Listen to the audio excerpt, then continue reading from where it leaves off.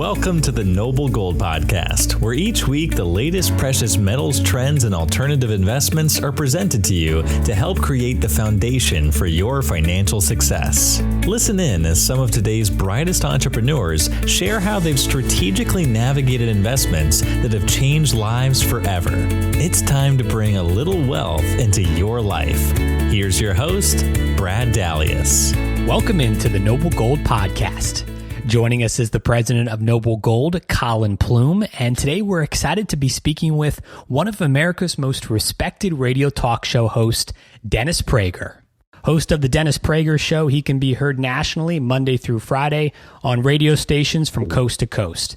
He's also been seen on TV giving his opinion on shows such as the CBS Evening News, Larry King Live, The Today Show, and more. Dennis, welcome to the podcast. How are you today? I'm well, thank you. Pleasure to be with you.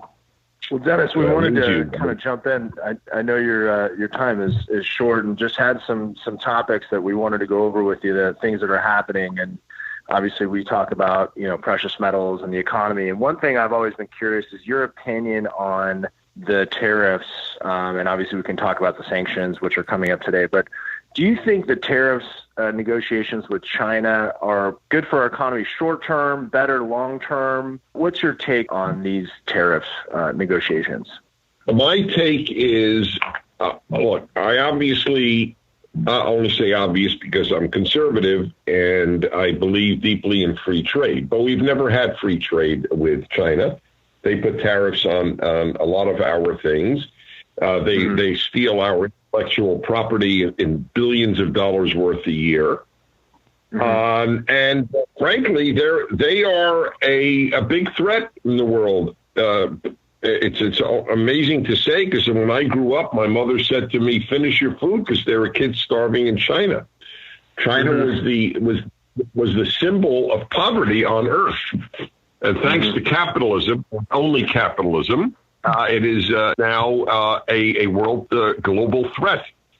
So the president, because he has courage, the rarest of all the human good traits, he has decided to confront China. And it's the issue. It's better to confront them economically than militarily. I think it's all one big package. And I really do believe that if they're not confronted economically, they will have to be confronted militarily. As it is, I don't think they will have to be. But what if they really put the screws on Hong Kong? What if they invade Taiwan? I mean, these are thugs who run China, and people don't want to acknowledge it. People have a fascination with things Chinese, totally understandably. I've been there a number of times, and I get it. But it's a corrupt society run by corrupt people, and they have world ambitions. So I support the president. And a lot of presidents have avoided this issue, and I think it's an issue that people are on kind of both sides about. And I think it's probably, even his cabinet is probably saying it's an unpopular sort of strategy to go after just in the short term. In the long term, I think it's a good strategy to talk about these issues that our goods are getting taxed there heavily, and we're bringing goods at such a low price. So it'll be interesting to see how things kind of play out. Big topic today, obviously, this potential sanctions with Iran.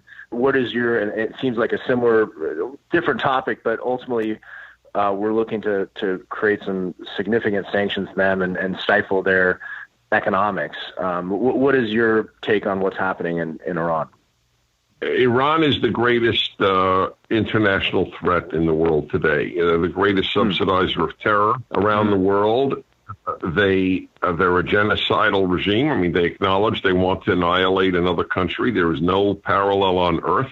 There is no country in the world that has announced it wishes to extinguish another country except Iran toward Israel. Why this does not alarm decent people is something for those decent people to ask their conscience.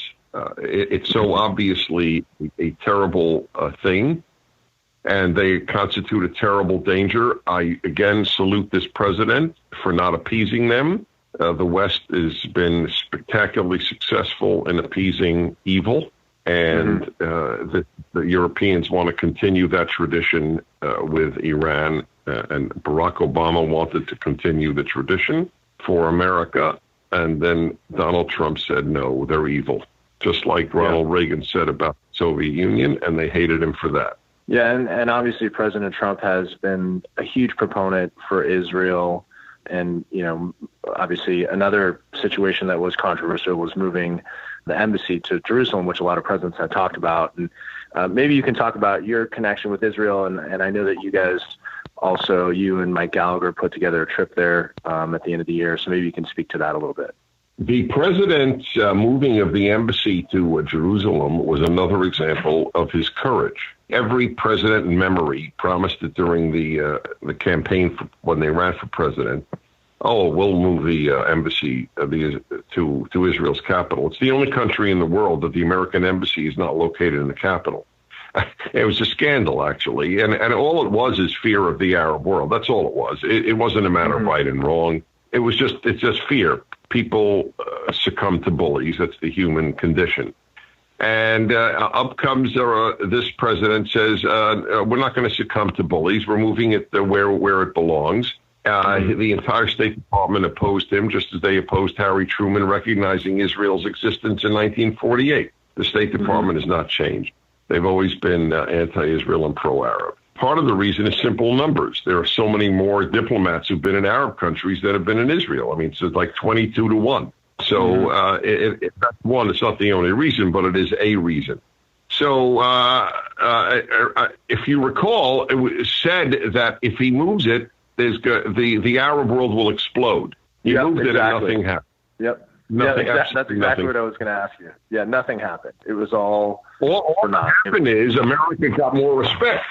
Wow. Right. This is it's actually not run by frightened liberals. It's run by a guy with testicles. So this is it's a great achievement. As regards Israel, yes, I've written a book. One of my books is Why the Jews, which explains that how attitudes towards Jews are a great predictor, the greatest predictor of evil. And that it's amazing that the Western world has not learned it. If they'd have learned it, they would have saved 100 million lives because Hitler would have been confronted.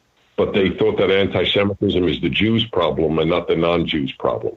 The same thing here, that, people want to extinguish Israel. That's Israel's problem, not ours. So the people learn nothing from history. It's one of the depressing aspects of life that I have to confront. But yes, Mike Gallagher and I are going to be leading a trip to Israel. Hundreds of people come, 500 last time, and they all love it. It's a powerful, powerful experience, and you can get information on my website, DennisPrager.com. Absolutely. Sounds definitely, for anyone that hasn't gone, I'm sure it'll be a fascinating trip. People love it. And to kind of segue a bit into another topic that you and I have talked about in the past a while ago, living in Los Angeles, being a conservative living in Los Angeles, we've talked about how difficult it is and to kind of be conservative in LA. Why do you think there's no middle ground when it comes to, the two parties here? And obviously it's, California is a very liberal state in some areas, in some areas it's not. Why do you think it's so difficult in this area to find that kind of middle ground between the two parties? There's one group is to blame, the left. We don't want to shut them up. We don't want to stop talking to parents who voted for Barack Obama. They stopped talking to parents who vote for Donald Trump. It's all one-sided. The New York Times had a piece right after the election in 2016, and literally like 2 weeks later, about how many people were not going for Thanksgiving to their parents or their friends because their parent or voted for Donald Trump. You never had that the other direction. No Republican kid, I'm not going to visit my parents for Christmas because they voted for Barack Obama. And if the kid said it, we think he's an idiot. What are you, nuts? That's your parents, jerk. So it's all one-sided. They boycott us. We don't boycott them. Right. Yeah, no, it seems like, Hollywood and even in the movies has tried to make conservative beliefs very unpopular. There's kind of a common theme there, and that's something that we see. When movies come out, it's just they tend to lean in a certain direction, and it's sort of always been that way, don't you think? Well, no, it's worse now because liberal and left are not the same. If Hollywood were liberal, when Hollywood was almost always liberal, and it loved America, for example, it's the change is dramatic from the 50s, 40s, 30s. These guys were not generally conservative, but they loved America, and they loved middle-class values. But the left hates America and hates middle-class values. And that's a big difference. I make that distinction all the time between left and liberal. The left believe in all black dormitories. Liberals believe in integration as their ideal.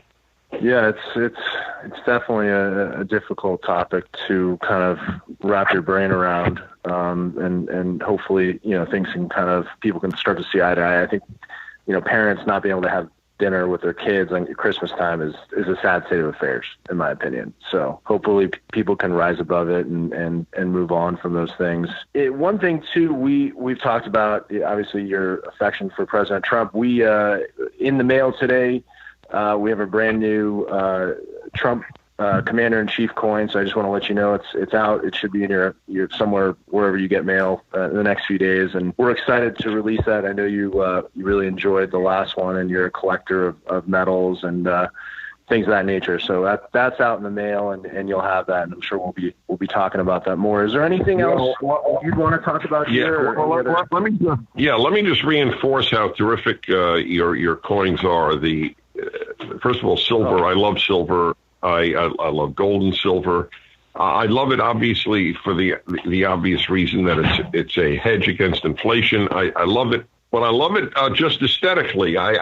Having tangible coins are a source of joy. Anyone who has one knows this.